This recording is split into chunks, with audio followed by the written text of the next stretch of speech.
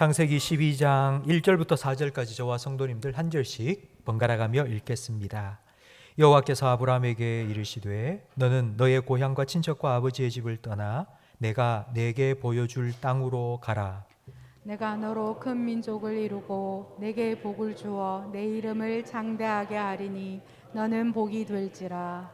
너를 축복하는 자에게는 내가 복을 내리고 너를 저주하는 자에게는 내가 저주하리니 땅의 모든 족속이 너로 말미암아 복을 얻을 것이라 하신지라. 이에 아브라함이 여호와의 말씀을 따라갔고 롯도 그와 함께 갔으며 아브라함이 하란을 떠날 때에 75세였더라. 아멘. 터닝 포인트라는 말이 있습니다. 터닝 포인트는 전환점, 변곡점이라고도 번역될 수 있습니다. 전환점이라는 말은 그 앞뒤가 완전히 달라진 것입니다. 변곡점은 수학 시간에 그래프를 그릴 때에 그래프가 밑으로 뚝 떨어지다가 갑자기 방향을 확 바꾸어서 올라가는 그 지점, 바로 그것이 터닝 포인트입니다. 누구나 일생에 한두 번은 터닝 포인트를 경험합니다. 혹시 여러분에게는 이런 터닝 포인트가 있으셨습니까? 여러분의 생각이 확 바뀐 그와 같은 순간이 있으셨습니까? 여러분의 살아가는 삶의 방식이 앞뒤가 완전히 달라졌던 그런 때가 여러분에게는 있으셨습니까? 어떤 사람은 질병이나 사고, 죽을 고비를 넘기면서 인생에 대한 생각이 달라집니다. 또 어떤 사람은 가까운 사람, 사랑하는 사람의 죽음을 보면서 인생관이 변합니다. 또 어떤 사람은 책을 읽다가 그 책의 한 구절 때문에 마음의 생각이 달라지기도 합니다. 저는 제 인생의 터닝 포인트 중에 한 순간이 결혼입니다. 모태신앙으로 머릿속으로는 하나님의 사랑을 늘 알고 살아왔지만 제가 가슴 깊이 하나님의 사랑을 깨닫게 된 것이 결혼입니다. 제가 아내를 사랑하는 것보다 천배 만배 하나님이 나를 사랑하시는구나, 그것을 가슴 절절히 느낀 제 신앙의 터닝 포인트가 바로 결혼이었습니다. 우리 예수 믿는 성도들은 하나님의 말씀 한마디에 인생의 전환점이 찾아오기도 합니다. 특별히 오늘 우리가 함께 읽은 본문 말씀, 이 아브라함이 하나님의 말씀을 듣고 아버지 집을 떠난 바로 이 사건은 수많은 하나님의 사람들에게 인생의 터닝 포인트가 되었습니다. 저는 삼형제 중 장남입니다. 제가 목회를 하고 있고요. 제 바로 밑에 동생은 인도 선교사로 사역하고 있습니다. 제 바로 밑에 동생은 참 농땡이였습니다. 사고도 많이 치고 그리고 문제도 많이 일으켰는데 어느 날 갑자기 가족 불러놓고는 무릎을 딱 꿇고는 하나님께서 나를 선교주로 보냅니다. 그러면서 오늘 본문 말씀 창세기 12장 1절 말씀, 아버지 집을 떠나라, 내가 너에게 지시할 땅으로 가라, 내가 하나님을 따라서 선교하러 가겠습니다 라고 폭탄 선언을 하기도 했습니다. 오늘 본문은 아브라함의 인생의 터닝 포인트입니다. 아브라함이 어떻게 인생의 터닝 포인트를 경험하게 되었는지, 그리고 아브라함의 이 인생 전환점이 오늘 우리에게 어떤 의미가 있는지를 오늘 말씀을 통하여 함께 살펴보겠습니다. 특별히 오늘 이 자리에 계신 성도님들 중에 혹시 여러분 지금 내 인생이 너무 밋밋하다, 이대로는 안 되겠다, 내 인생의 터닝 포인트가 필요하다, 내 신앙의 전환점, 변곡점이 필요하다, 계속 내려오는 것이 아니라 찍고 올라가는 변화가 필요하다라고 생각되시는 분이 계신다면 오늘 말씀을 통하여 여러분의 삶의 터닝 포인트를 주시는 하나님을 만나시기를 주님의 이름으로 축원합니다.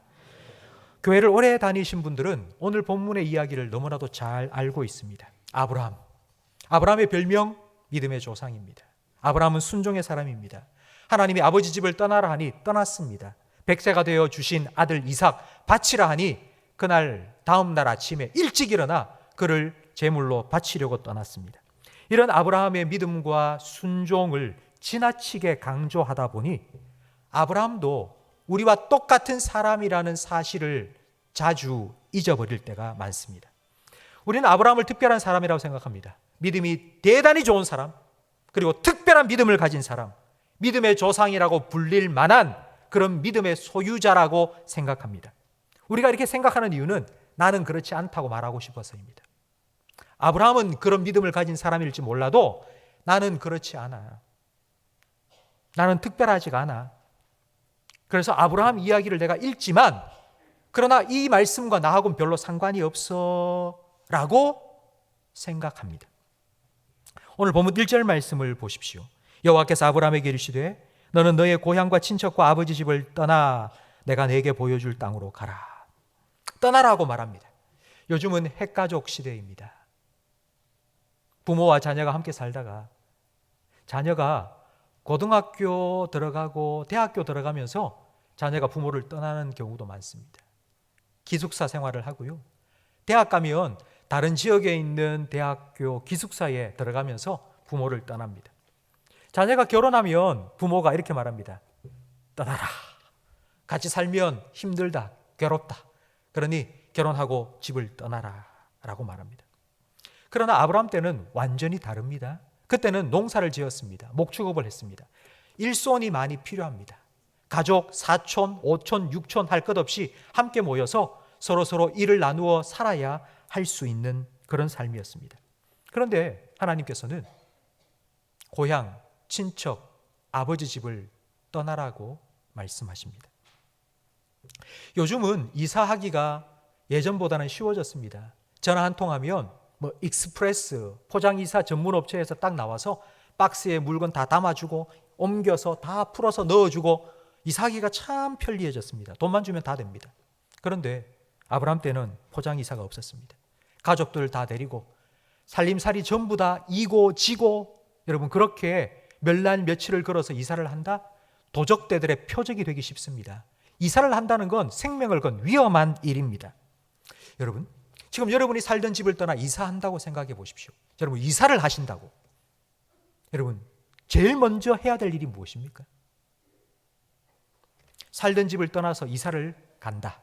그럼 제일 먼저 해야 될 일, 제일 먼저 무엇을 해야 되겠습니까? 갈 곳을 정해야 되겠죠.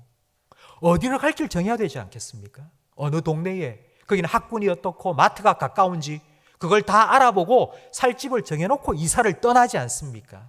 그런데 오늘 본문에 보니 하나님께서는 떠나라고 말해놓고는 아브라함에게 정확한 갈 곳을 정해주지 않습니다. 그냥 내가 앞으로 너에게 보여줄 땅, 내가 너를 인도할 테니 무조건 떠나라고. 갈 곳도 정해놓지 않고 이사갈 집도 마련해 놓지 않고 떠나라고 말씀합니다. 오늘 본문 4절 말씀에 보니 아브라함이 그 말씀에 따라서 갔다고 말씀하고 있습니다. 성도 여러분, 만약 하나님께서 여러분에게 이렇게 말씀하셨다면 여러분은 어떻게 하시겠습니까? 아브라함에게 한 이 말은 요즘으로 말하자면 그 이사를 떠나라 이 말이 아니고 이민 가라는 말과 같습니다. 저 아프리카 가나에 이민을 가라. 아니면 브라질로 이민 가라. 하나님께서 여러분에게 말씀하셨습니다. 그럼 어디로 어떻게 가서 뭐 하고 살까요? 내가 나중에 다 인도할 테니까 너 고향을 떠나라. 여러분에게 말씀하셨다면 저는 이렇게 말할 것 같습니다. 아니 덮어두고 떠나라 하면 어떻게 합니까? 어디로 갈지 정확하게 말씀해 주셔야죠. 대책도 없고 계획도 없이 가라고 하면 어떻게 합니까? 가르쳐 주세요. 나 못 가겠습니다. 저는 이렇게 하나님께 말씀드릴 것 같습니다. 성도 여러분, 지금까지 제가 설명드린 아브라함의 이 이야기를 들으시면서 어떤 마음이 드십니까? 앞서 제가 말씀드린 것처럼 야, 아브라함은 정말 대단한 사람이야. 어떻게 이런 명령에 순종할 수 있어? 나하고 급이 달라. 나하고 믿음의 급이 다른 사람이야. 나는 아브라함이 가지고 있는 이런 믿음이 나는 없는 사람이니까 그래서 나는 순종 못해. 순종을 나는 못해. 나는 못해. 나는 순종 못하는 게 나는 당연해. 라고 생각을 혹시 하시질 않습니까? 제가 재차 강조하지만 아브라함이나 저나 여러분이나 똑같은 사람입니다. 다를 바 없습니다. 우리는 똑같은 사람입니다. 제가 그 증거를 여호수아 24장 2절 말씀을 통하여 여러분에게 보여드리겠는데요. 여러분 이 말씀을 읽을 때에 오늘 우리 본문 말씀 창세기 12장에 하나님께서 아브라함에게 떠나라라고 말씀하시기 바로 직전에 아브라함이 어떤 삶을 살았는지 나와 있는데요. 아브라함이 과연 어떤 삶을 살았는지 생각하시면서 우리 본문 말씀을 함께 읽겠습니다. 여호수아가 모든 백성에게 이르되 이스라엘의 하나님 여호와께서 이같이 말씀하시기를 옛적에 너희의 조상들 곧 아브라함의 아버지 나홀의 아버지 데라가 강 저쪽에 거주하여 다른 신들을 섬겼으나 내가 너희의 조상 아브라함을 강 저쪽에서 이끌어내어 가나안 온 땅에 두루 행하게 하고 그의 씨를 번성하게 하려고 그에게 이삭을 주었으며. 하나님께서 아브라함에게 말씀하시기 직전까지는 아브라함은 그의 아버지 때로부터 우상을 섬기던 우상 숭배자였습니다. 우리보다도 훨씬 더 못한 사람이었습니다. 그런데 어떻게 하나님 말씀을 듣고 그 말씀을 따라 아버지 집을 떠날 수 있었을까요? 아브라함은 원래부터 믿음이 있었던 사람일까요? 원래부터 믿음이 대단했던 사람으로 태어난 걸까요? 아니요, 그렇지 않습니다. 아브라함이 하나님 말씀을 듣고 따라갈 수 있었던 이유는요, 하나님을 만났기 때문입니다. 하나님이 그에게 찾아와 주셨고 하나님께서 그를 만나 주셨고 하나님께서 그에게 말씀해 주셨기 때문입니다. 우리는 아브라함의 믿음을 자꾸 강조합니다. 아브라함의 순종을 자꾸 드러냅니다. 그러다 보면 상대적으로 아브라함을 만나 주시고 아브라함에게 말씀해 주신 하나님이 점점 작아집니다. 아브라함의 믿음이 대단한 것이 아니라 그런 아브라함의 믿음을 만들어 주시고 성장하게 하신 하나님이 더 위대하신 분이십니다.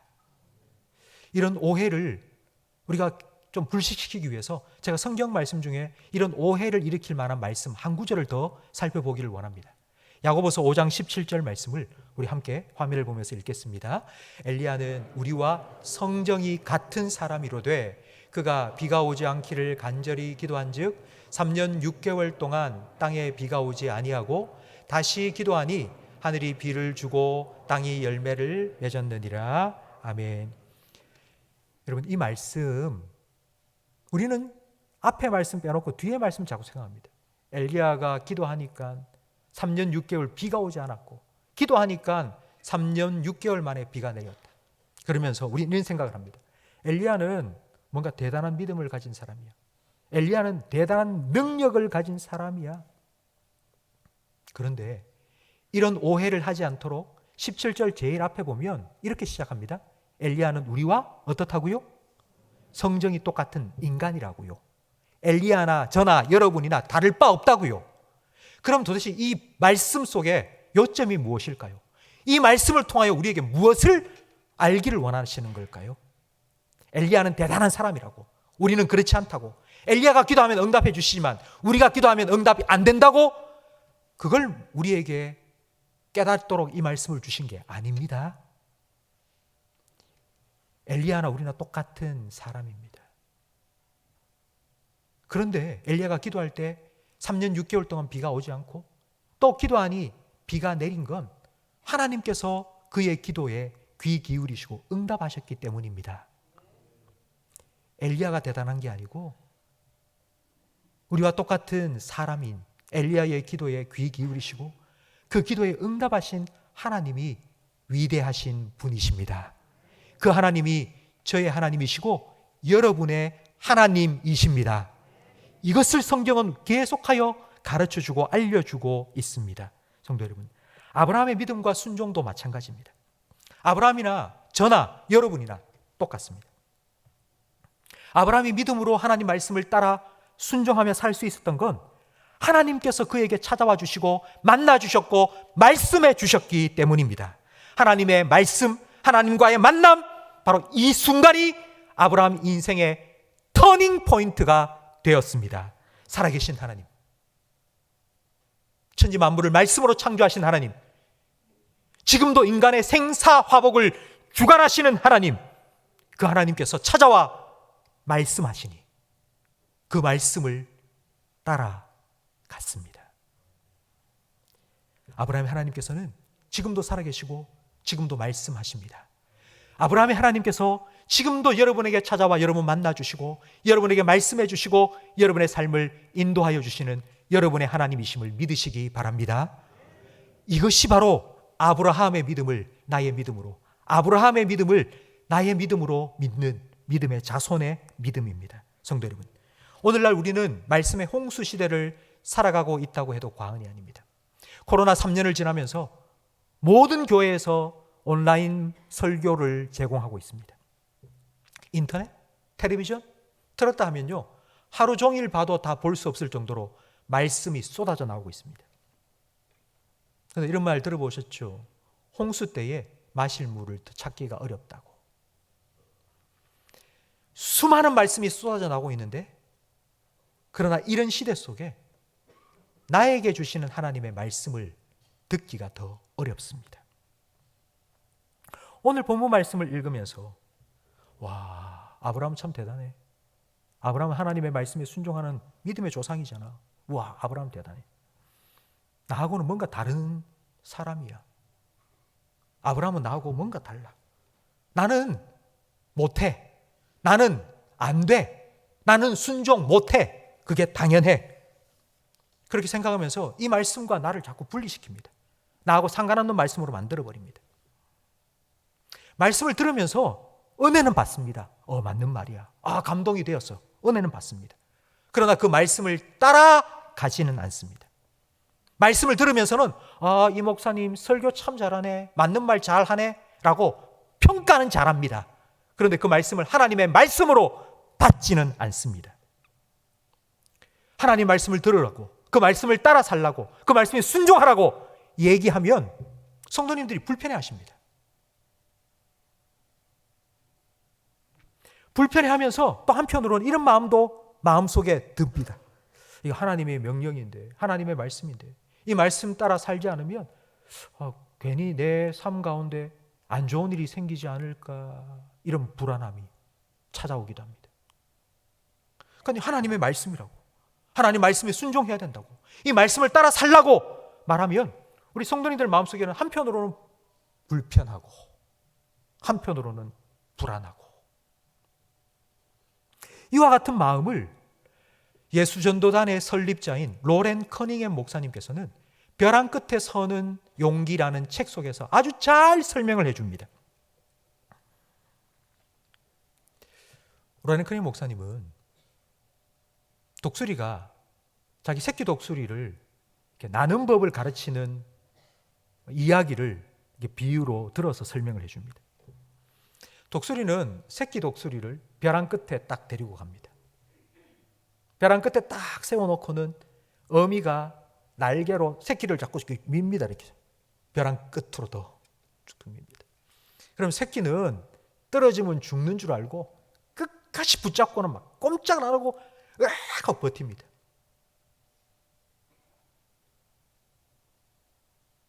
그러니까 이게 우리 그리스도인의 모습이라는 겁니다.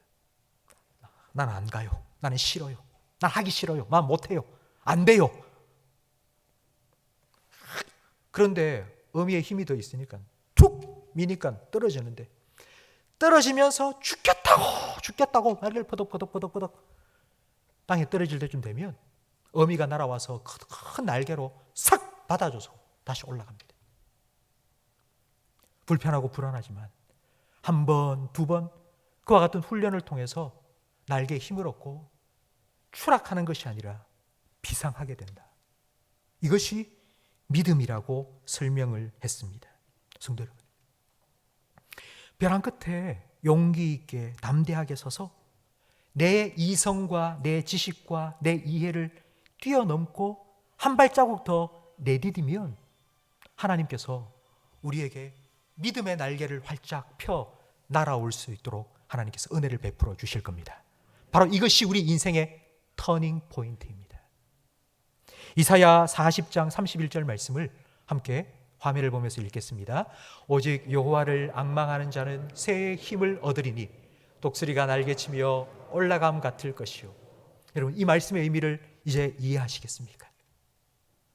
그냥 안전한데 둥지 안에 딱 들어서서 가만히 이러고 있으면요, 평생 날 수가 없습니다.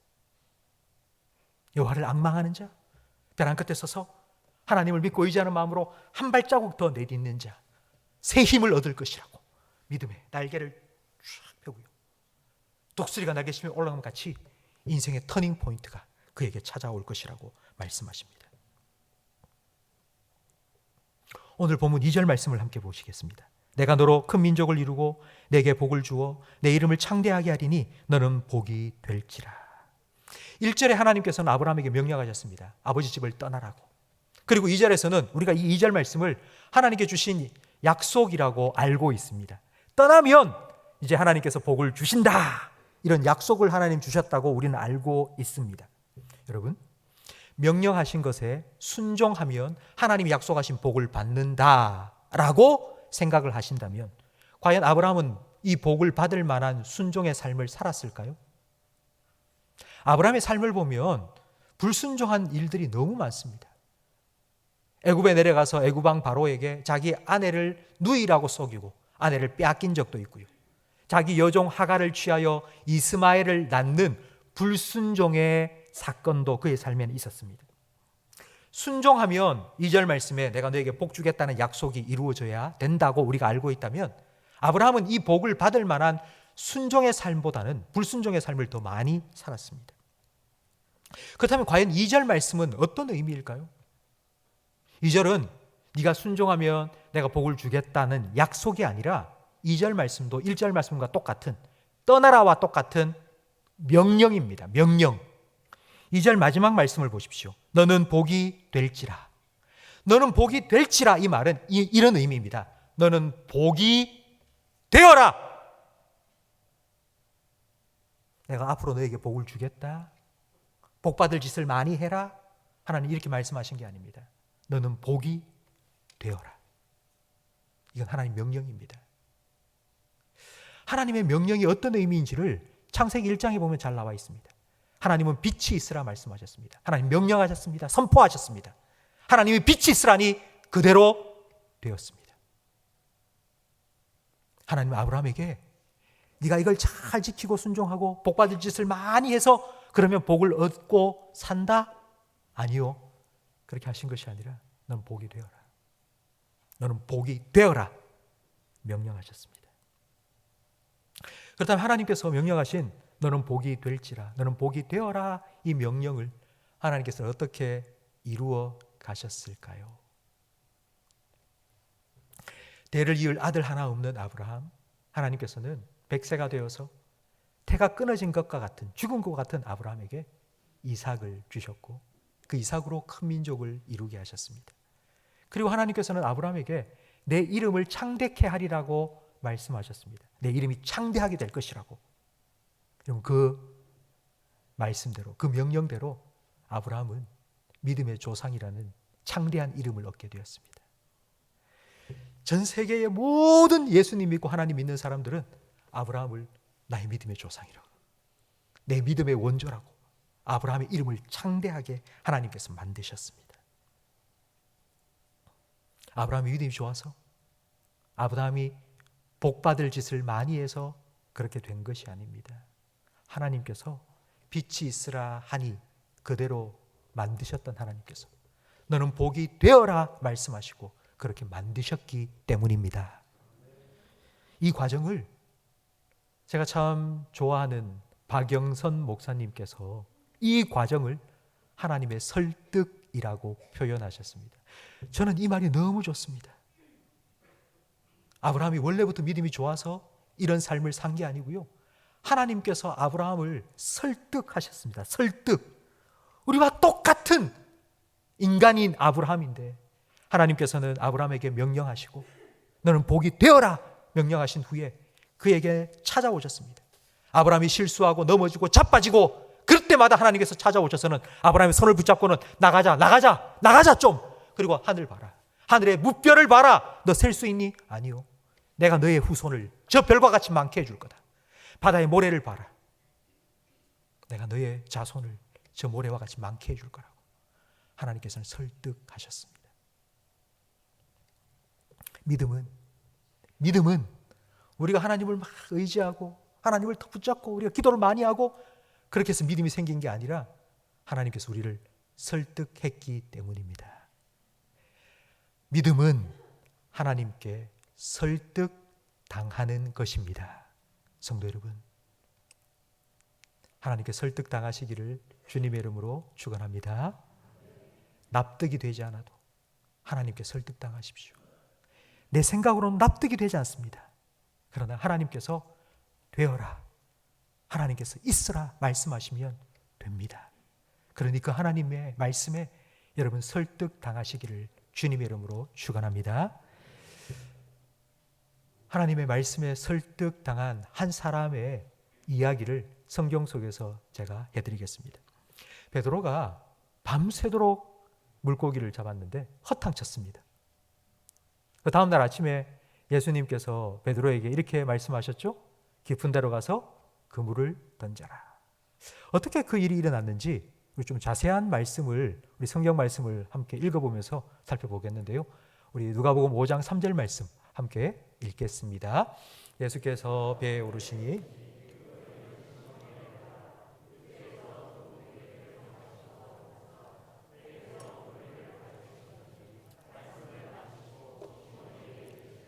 깊은 데로 가서 그물을 내려 고기를 잡으라. 시몬이 대답하여 이르되 선생님, 우리들이 밤이 새도록 수고하였으되 잡은 것이 없지만은 말씀에 의지하여 내가 그물을 내리리이다 하고 그물이 찢어질 정도로 고기를 심히 많이 잡았더라. 아멘. 예수님께서 밤새도록 허탕치고 그물 손질을 하고 있는 시몬 베드로의 배 위에 올라서 바닷가에 앉아있는 무리들을 말씀으로 가르쳤습니다. 그러니까 베드로도 옆에서 예수님의 말씀을 다 들었겠죠. 그 말씀을 마친 후에 예수님께서 베드로에게 깊은 데로 가서 그물을 던져라 말씀하셨습니다. 베드로는 평생을 바닷가에서 물고기 잡고 잔뼈가 굵어온 그런 베테랑 어부입니다. 경험이 있습니다. 지금 해가 떠가지고 점점 수온이 올라갈 때에 깊은 데로 가서 그물을 던지면 물고기 잡을 수 없습니다. 한 번도 그렇게 잡아 본 적이 없습니다. 말도 안 되는 소리를 지금 예수라는 사람이 하고 있습니다. 말이 안 됩니다. 말이.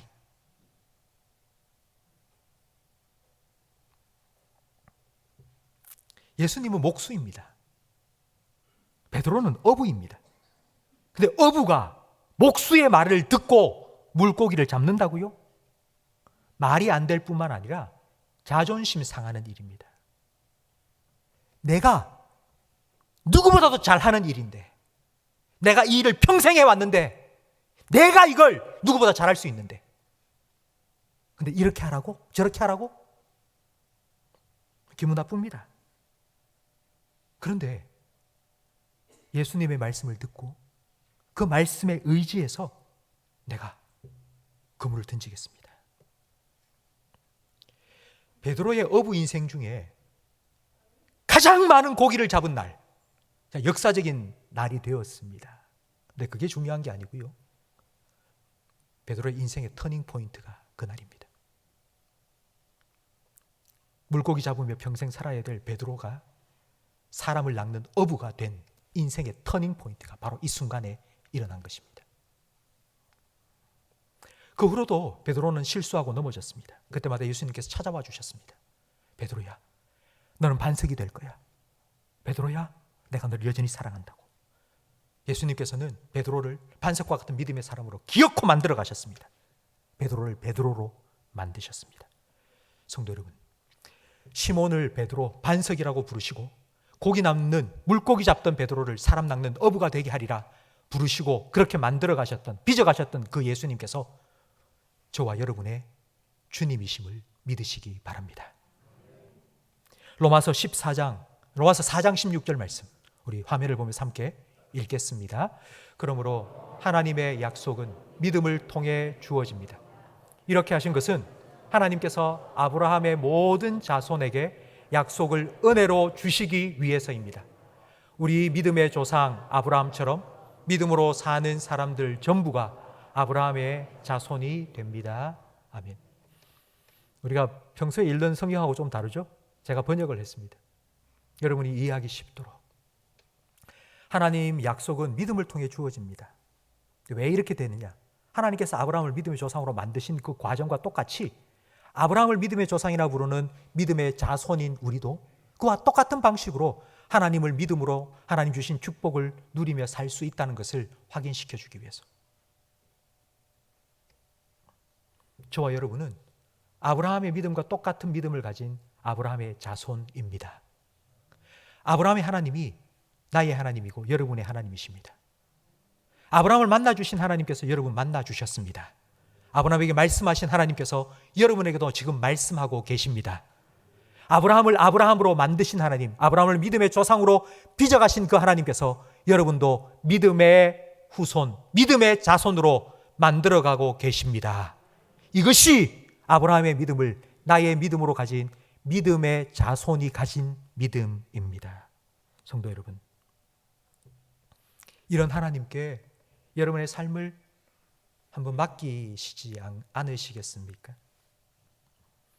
하나님 말씀을 따라 고향 친척 아버지 집을 떠난 아브라함처럼 지금 그렇게 이민 가라 이사 가라 하나님 그렇게 말씀하시는 게 아니고요. 이게 우리에게 어떤 의미냐면요. 네가 가지고 있는 네 생각, 네 지식, 네 경험 그거 좀 내려놓으라고. 벼랑 끝에 선 새끼 독수리처럼 내가 생각할 때 나는 이렇게 살면 진짜 안전할 것 같은데 여긴 정말 안전지대인데 내가 만들어 놓은 그 둥지 안전지대를 조금 벗어나서 하나님을 믿는 믿음으로 한 걸음만 더 내디딜 수 있는 그와 같은 믿음이 여러분에게도 주시기를 주님의 이름으로 축원합니다. 바로 그 순간이 여러분의 인생의 터닝 포인트가 될 것입니다. 추락이 아니라 비상하게 될 것입니다. 여러분의 인생의 전환점이 그 순간에 일어나게 될 것입니다. 내 수준으로 살아가는 내 인생이 아니고 하나님의 수준으로 살아가는 인생으로 여러분의 삶의 변화가 일어나게 될 것입니다.